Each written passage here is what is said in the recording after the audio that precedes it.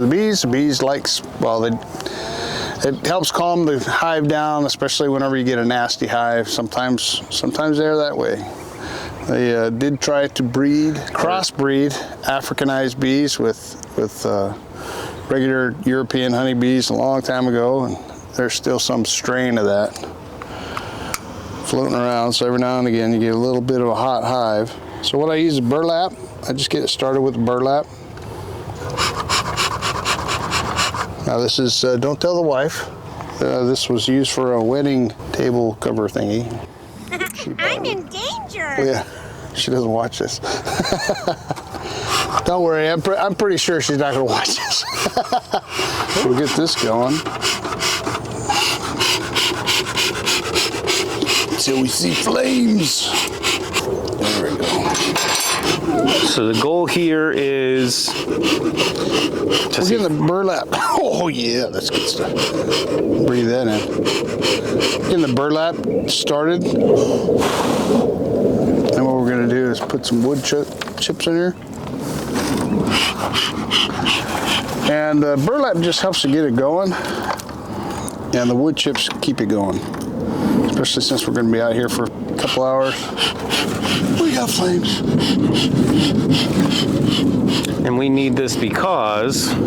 It helps calm the bees. The bees have a tendency to, whenever they get smoked, have a tendency to eat the honey. Well, on a full tummy, just like you and I, what do we want to do? Take a nap. Yeah. Well, it calms them down too. Makes it to where they're not so aggressive, they're not moving as much, they don't want to sting so much. Let's fill our bellies up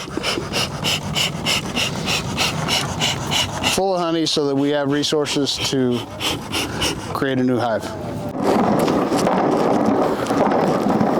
Steve Owen here, sneaking up on these bees.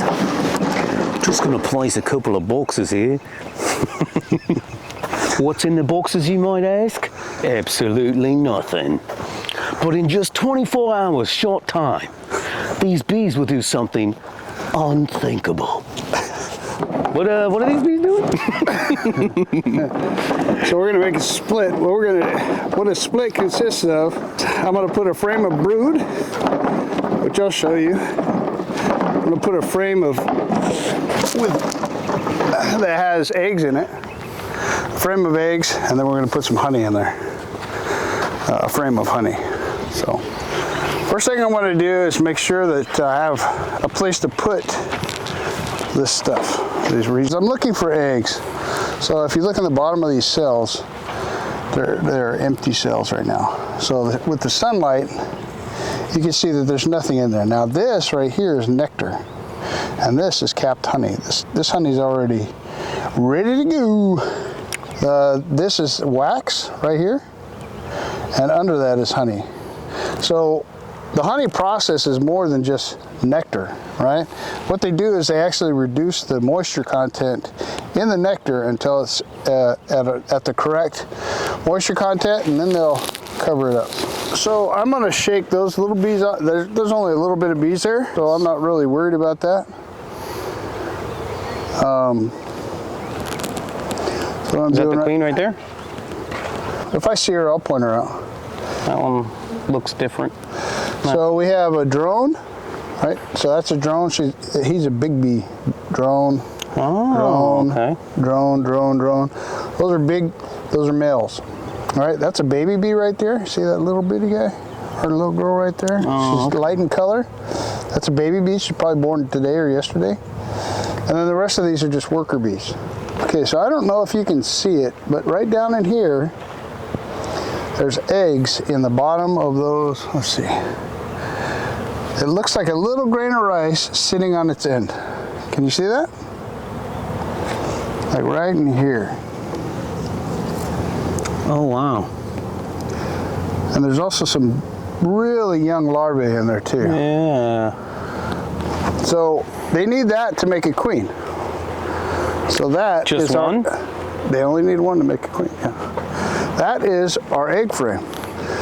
Even though there's not really a whole lot of extra stuff going on, right? Mm-hmm. But there's enough to where they can make a queen with that. Now we want to give them bees. So what we have here, these are larvae, little older larvae, right? Right down in these cups. So you almost have to, there you go. This is capped brood.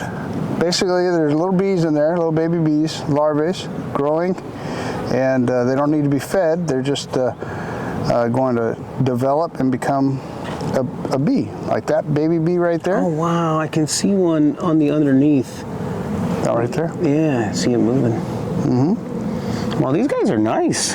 Yeah, they're real chill. Yeah, some of them are. So we have a whole bunch more larvae here. So what I'm going to do is I'm going to set this in there too. So what that'll do is that'll just give them more bees to work with. And we're looking for cap brood. All right, so this is larvae, more larvae, some eggs. So we're going to put that in the second box. So we need eggs in each box. All right, more eggs. So we're just going to take, I'm going to set this guy here, but I'm going to make sure that we have what we need in the bottom box too. So the way this is going to work is we're going to make basically 3 splits. We're going to have 3 boxes. We're going to have one of these boxes on top, in the middle, and on the bottom. This box is going to go away. And we're going to make sure that each one of those boxes has enough to make a split. Yeah, the queen of this hive, I will have no idea which box she's in. So will the idea be that the other 2 boxes make their own queen? Yes. So the process, I'm giving the hives everything that they need to make their own queen. In order to make a queen, they need a very young larvae. Well, the best queens are made from really young larvae. And so that's why I give them the eggs. This is a feeder. Oh. That's what I put syrup in. So later on down the road, I'm going to be putting a bunch of feeders in these boxes.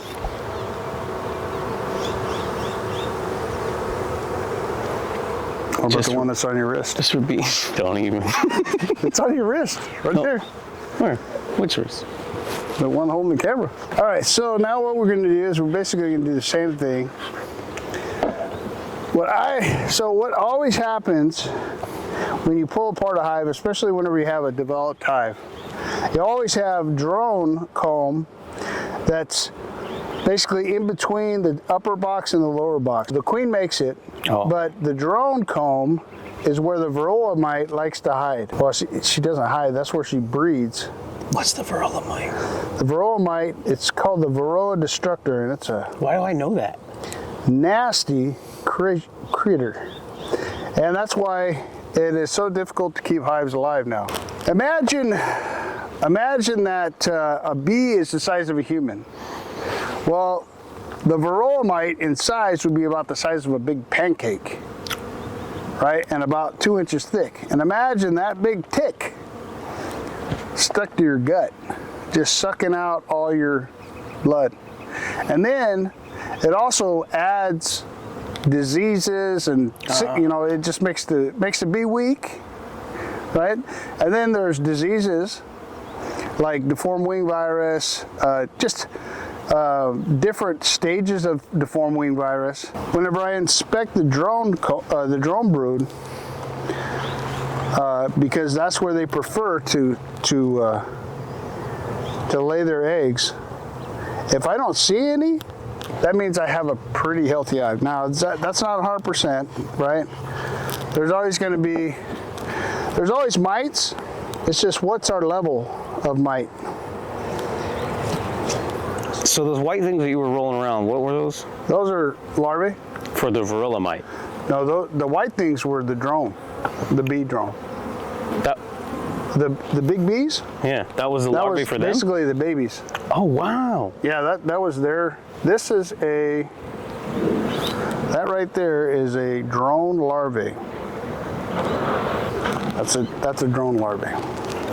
All right, so now what we're gonna do is we're gonna continue down the path because we wanna have 3 equal splits. Whenever you pull this outer frame, you want to be careful because if you just yank it out of there, you're going to roll a bunch of bees up. And if your queen's there and you roll her, there's a chance that she could die. Just a little bit of honey. So I don't know if you could tell, but this is really shallow. Oh. So what they'll do is I'll actually build this up, and they'll take that cap off and they'll build that cell up, and then they'll put more honey in there, and then they'll cover it back up, and then they'll put more honey in there. It's not all done, you know, all at once. It's like 3D printing in layers. Yeah, exactly like that. So all I'm doing is just taking out some of the frames that are built up, giving it to each split so that they all have equal resources. Is that the queen? Or No, it's a drone. drone. Big guy? Yep. Learning. Yep, that's some dark honey right there. Probably almond. You want to taste it? I do. I just dip my finger in there? Mm-hmm. Thank you, people. I just realized I have a... A veil? I can't eat the honey. You could put it on the veil, smash it against your face. Really? For real? Yeah, I drink water through it all the time. Oh, that's good. I'm gonna have to smash that real good so I don't touch my camera with my sticky thingy. So sweet and so pure. Tastes so good. It tastes like you're eating a flower. It's so good. This is a bunch of cap brood right here. These guys will probably emerge today or tomorrow. You can tell by the darkness. Okay. Whoa. Same thing here. Cap brood. Looks like she's not done any work on this bottom box lately. Or this frame anyway.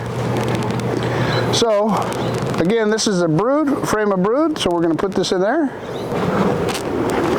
Okay, we need one more frame of brood. So we have an emerging bee. An emerging bee? Yeah. A So if baby you bee look right here, now? we've got a bunch of baby bees. Oh, yeah, I see it. Got a bee there, we got a baby bee there. Let me blow them. Got a bunch of baby bees. See how this is a darker color? Yep. That's how you know it's a little older. Got another baby bee over here. So what they're doing is they're chewing their way out of their cover. Look at that, right there, just came out, barely born. Wow. Pretty cool, huh? Look at that little guy's like, I want to touch him, but I don't want to touch him, like right there. There's another frame right there. Nothing emerging there. So again, I don't know where the queen is. I'm not looking for the queen. This is just one way of many ways to make walkaway splits. All right, we got pollen back here, so we're going to leave this frame right here. All right. I just want to make sure we got one frame. Oh, yep, that's good. See, look at that. Beautiful frame. Nice, almost solid. Even the ones with the gaps, they got larvae in them. I don't know if you can see the larvae, baby larvae in there. And then if you look up here, we've got really tiny larvae where they've already emerged. And then they're just refilling it. And around this side as well. See, look, all the way around the side. The queen is over there. She's doing her job. She's doing a great job. All right, so now what we're going to do is we are going to center all of this. We're going to replace these frames. Oh, so you put new frames in so they do the same thing? Yep. It's just which boxes are they going in. All right, so we're going to do the same thing here.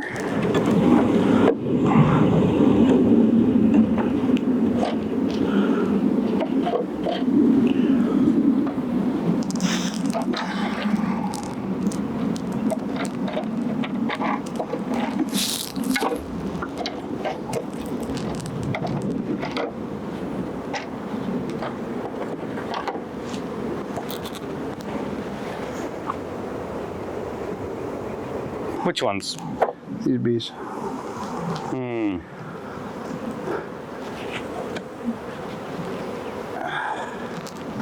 So tomorrow morning, what we're going to do is, well, today what we'll do is we'll take those pallets off of the back of the truck. However many pallets we need. So 2 boxes is half a pallet. So I'll need, whenever I get done with this, I'll need 1 pallet here, 1 pallet there, you know, depending on how many splits I can make. But I'm not going to get those until the end of April. So see what we got here. So whenever you get stuff like this, you really don't want burr comb. They call it burr comb. It's kind of a mess. It makes a mess of your hive. Each split will have a minimum of a frame of eggs, a frame with eggs in it, should I say. Doesn't matter really how many eggs it has. As long as it's got, you know, at least 25, 30 eggs, that's what I really care about. Then we need a frame of brood, which is the cap brood. Most of the time, if it's really large larvae and they haven't capped it yet, I'm okay with that too. And then I'll have honey, a frame of honey. You just want to make sure that they have plenty of resources. Now this time of year, the honey part, it's important, but it's not super important because they have resources all over the place. So that's all we're going to do there. This one's done.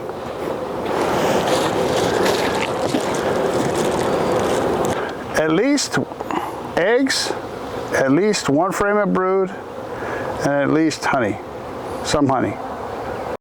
So this one, it's not really splittable. So we're just reducing it down. Ay, bees all over me. I will be over 400, hopefully by the time I'm done with all these splits.